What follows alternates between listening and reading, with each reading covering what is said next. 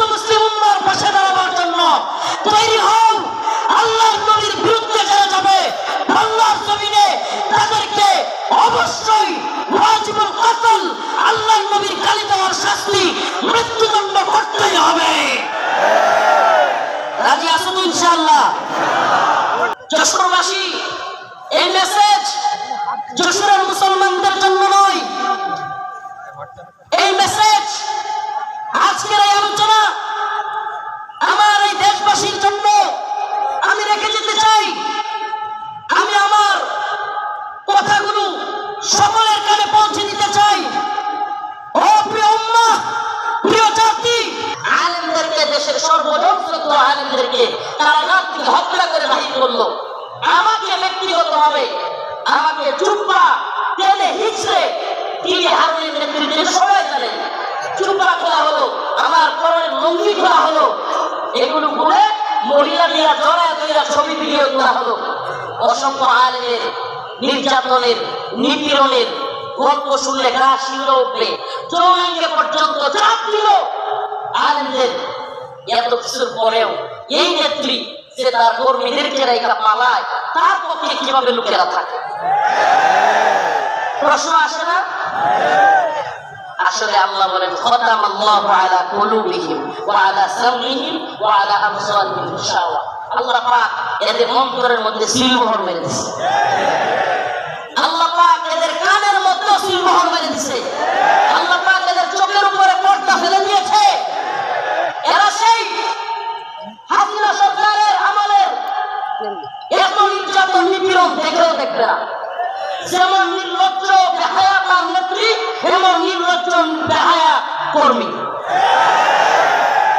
যেমন নির্লজ্জ বেহায়া তার নেত্রী, যে কিনা ছোট ছোট বাচ্চাদেরকে হত্যা করে, হেলিকপ্টার থেকে গুলি করে, এরপরেও বলে আমি কি অপরাধ করেছি।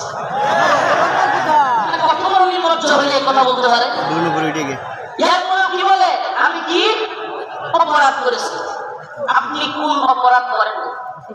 প্রশ্ন এটা হইতে পারে যে আপনি কোন অপরাধ করেন নাই, আমাকে এমন একটা অপরাধ দেখান।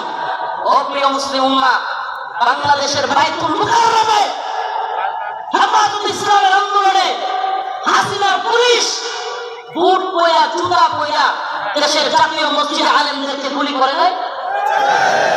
এটা যখন আর কি হইতে পারে? আপনি উল্টা করেন নাই বলেন? আমাদেরকে তাহাজ্জুদের আর এই কুরআন তিলাওয়াতের গল্প শোনায়া আপনি কোন আত্মহত্যা করেন?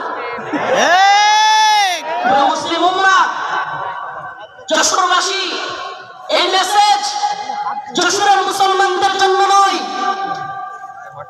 এই মেসেজ আজকের এই আলোচনা আমার এই দেশবাসীর জন্য আমি রেখে যেতে চাই। আমি আমার কথাগুলো সকলের কানে পৌঁছে দিতে চাই। ও প্রিয় উম্মাহ, প্রিয় জাতি, আমরা চেয়েছি আমাদের অন্তর থেকে, আমাদের ছাত্ররা, আমাদের শিক্ষকরা, আমাদের কলামিস্ট, বুদ্ধিজীবী, মুফতি, বক্তা, ছাত্র, সকল শ্রেণী পেশার মানুষ, আমরা চেয়েছি আল্লাহ পাক হাসিনাকে এই ভূখণ্ড থেকে, আমাদের উপর থেকে, জুলুম থেকে বাঁচাক। আল্লাহ পাক আমাদেরকে বাঁচাইছেন কি বাঁচান নাই? তার মানে আমরা মন থেকে সম্মিলিত ভাবে চাইলে পাওয়া যায়। পাওয়া যায় কি যায় না? বলেন পাওয়া যায় কি যায় না? ইন্নাল্লাহা লা ইউগাইয়িরু মা বিকওমিন হাত্তা ইউগাইয়িরু মা বিআনফুসিহিম। আল্লাহ পাক ততক্ষণ পর্যন্ত কোন জাতিকে পরিবর্তন করেন না যতক্ষণ না সে জাতি নিজেরা পরিবর্তন চায় এবং পরিবর্তন হয়। সুবহানাল্লাহ। আমরা পরিবর্তন চেয়েছিলাম, পেয়েছি। পাইছি কি পাই নাই? এখন আমাদের আরেকটা পরিবর্তন দরকার। আমাদের মূল বিজয় সেটা। এই বিজয় আমাদের মূল বিজয় না। এই বিজয় যদি আমাদের মূল বিজয় হইতো, তাইলে আমরা আল্লাহর নবীরে কেউ কটূক্তি করলে, গালি দিলে, আমরা এই রায় পাইতাম যে তার শাস্তি হবে মৃত্যুদণ্ড। তার শাস্তি কি? এই ব্যাপারে ইমামগণ একমত। আল্লাহর নবীকে নিয়ে কে কটূক্তি করলে, ব্যঙ্গচিত্র করলে, তার শাস্তি মৃত্যুদণ্ড। এই ভাইরা আমার, বন্ধুগণ আমার, আল্লাহর নবীকে সাহাবায়ে কেরাম কেমন ভালোবাসতেন, আল্লাহর নবী সাল্লাল্লাহু আলাইহি ওয়াসাল্লামকে তার সাহাবীরা কেমন ভালোবাসতেন। কাব বিন আশরাফ নামে ইহুদিদের এক নেতা ছিল, নাম কি? কাব বিন আশরাফ এক ইহুদি নেতা, এত দেহ ছিল, অনেক বড় সড়ো ছিল দেহ, বিশাল দেহের আকৃতির লোক ছিল। কাব বিন আশরাফ বদর যুদ্ধে যখন মুসলমানরা বিজয়ী হয়েছে, কাব বিন আশরাফ কষ্টে তার অন্তর চলে গেছে। বদর যুদ্ধে কাফেরদের বড় বড় নেতা আবু জাহেল সহ নিহত হয়ে গেছে, জাহান্নামে চলে গেছে। কাব বিন আশরাফের কলিজায় জ্বলন শুরু হয়ে গেছে।